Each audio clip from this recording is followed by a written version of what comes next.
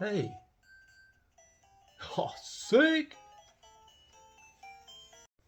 What's up, guys? This is B-rad. Welcome back to B-rad's Brick Studio. We're here for another LEGO review, and this time we're going to be reviewing probably one of my favorite sets of all time. Definitely one of my favorite sets of 2025. This is the LEGO Game Boy set number 72046 with 421 pieces. This set is perfect for what it's supposed to be. I am amazed. Just outstanding. It is a perfect replica of a Nintendo Game Boy. I love this. And this, I didn't know that LEGO was in the business of selling nostalgia, but holy cow, they did. This is pure nostalgia bait for someone like me that, my grandma had one of these growing up. I would play it all the time when I'd go visit. It was so fun. So I have a lot of memories attached to these Game Boys. I actually have a real one myself. Later in the video, we're going to go ahead and kind of compare this LEGO Game Boy to a real Game Boy and see how close they got it to perfection. Just take it from me, it is perfect. They did such a good job, and I love it. Now, before I go ahead and compare this set to my copy of a Nintendo Game Boy, I wanted to go ahead and just show off the set itself. And looking closer at the Game Boy itself, looks great. It's got some interesting pieces used for the buttons. Down here with the select and start buttons, they're little rubber disc pieces that are hollow on the inside. When you press them in, they actually feel similar to what it feels like on the actual Game Boy. The A and B buttons, that's a new piece from my understanding. I've never seen that piece in any other set that I own or have even looked at online. So that is new. And then just that little cross piece, I've seen that a couple of times used for the directional pad there.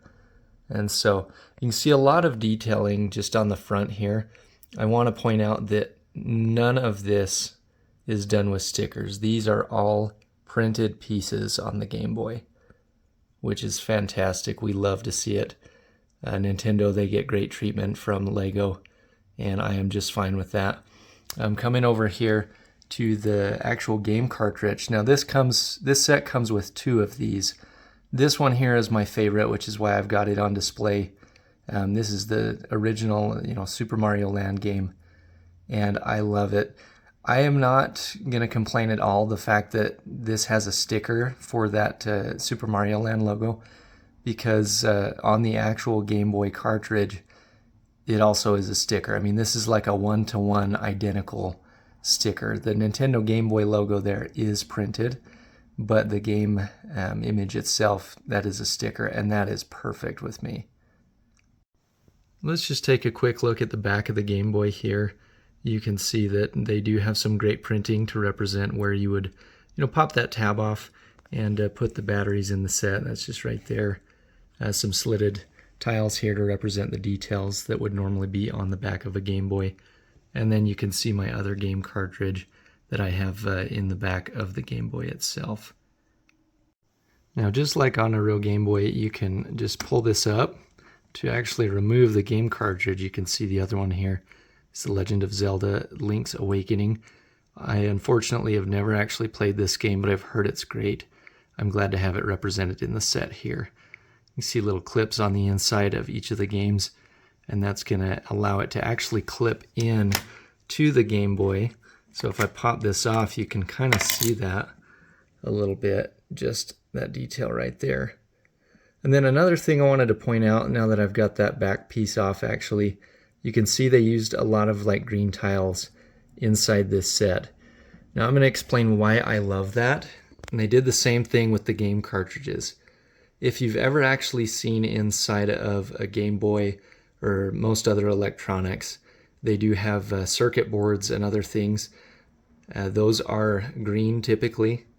And so a lot of the detailing inside the set that you would never see apart from when you build it is still perfect. This was a labor of love. Whoever designed this set, props to them. I absolutely love it. As you can see here, I've popped off the front of this cartridge to reveal the contents inside. There's actually a printed part on there that works as well. Now over here, if you can unclip this other game, I've made it easy for myself for the sake of this video, so I can do it with one hand. You'll pop that off. You can see behind are actually some additional screens you can change out for the Game Boy, however you want to display that. Each of these will represent the different games that come in here. You can see that is Super Mario Land, as well as Link's Awakening. So these actually do change as you change your angle too. And I don't know if I can get that. Yeah, you can see Mario jumping to get the star out of that power up. By the way, that is actually accurate to the game. I just played it today. Now you could pop this one off too, if I can with one hand. Yep, there we go. And you can see it's a little bit different, the circuitry inside, just with those green tiles. I love that they kept them unique. I assume that that's the case on the actual game cartridges.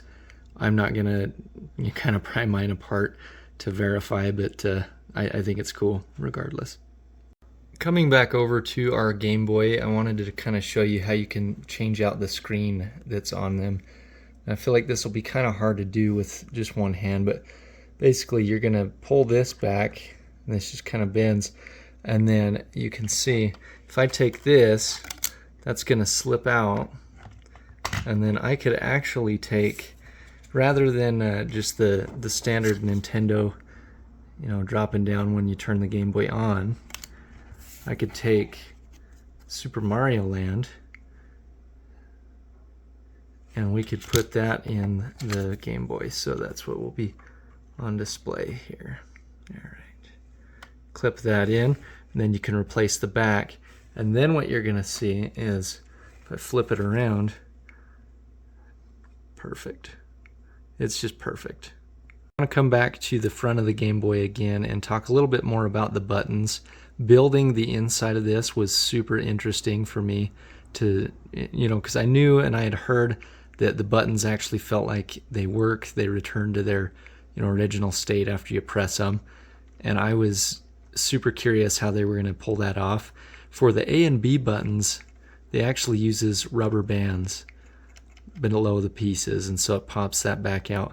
This one is on a disc piece inside with the tiles kind of in between. It allows it to kind of move, but then we'll bring it right back out to where it should be. And then these obviously are the harder, rubber pieces that when you press, they're just going to return to their normal shape. And it's super fun. I love that they actually feel like the real buttons on a Game Boy. Over here as well, you can see you've got the contrast button. Now, for those of you who might be too young to actually know what that is, you can tell like on the Game Boy screen, it's kind of a off green color. So the contrast actually changes like the brightness of the different colors of green. So if I were to turn it up all the way, then it would completely just drown out the whole screen, and vice versa. If I turn it down too much, it makes it super dark. But you can actually spin that. I mean, it's not going to change the screen on here, but on the Game Boy, that's how it works. Got the little battery there. The on switch is super satisfying as well, because it feels just like on the real Game Boy. Has the same click and everything. I got mine on now, you can see. Super fun. Same thing over here. You just have the volume knob. Pretty straightforward. And then that's about that. Last thing on this I want to talk about is the headphone jack. So you actually have this section here. Now that's where you would normally plug in a pair of headphones if you wanted to listen to your game that way while you played. But that actually doubles as how this will sit on the stand. So you take the stand and you can kind of line it up with the printing on the headphone section there, and it lines up perfect and just kind of sits on that stand. Very fun. And now, my friends, the moment I've all been waiting for. This is my comparison between the Lego Game Boy and an official Nintendo Game Boy. You can see they got the sizing perfect. All the little details on the printed parts, perfect. Shaping is just amazing. Even on the bottom corner there, where it's kind of, you know, slanted in. I don't know if we can really see that, but they got that rounded part to kind of show off that there at the speakers. I love looking at these two side by side. Taking a quick look at the back again, you can just see how they compare. Slightly different just in the height of this detailing and just how high it comes up, how high the game sits. But other than that, it's nearly identical. I still think it's perfect. You can see my number doesn't quite line up with what's on the Game Boy. That's just fine. I am noticing for the first time here, just the slight difference in the printing is on this. It's just blank in the center, while this has all of the model number and information like that, where it was patented, made, all of that. Since I do have an actual copy of Super Mario Land in my possession, I wanted to show off and compare the Lego Game Boy cartridge with the official one here. You can see the sticker on my actual Game Boy one. It's, you know, kind of coming off. I've tried to keep it in good condition, but this is kind of how I got it. So it is what it is. But I love how they've kind of enhanced the details on the sticker for the new one while still keeping that same accurate retro look. You can see just the lines outlining characters, everything's a little different. But side by side, it's perfect. Again, Lego did perfect with this, and I fell for the nostalgia bait.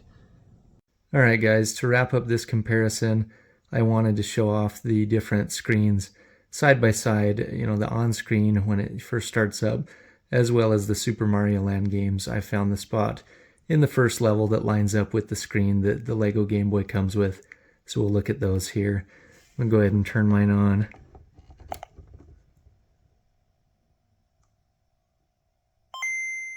Perfect.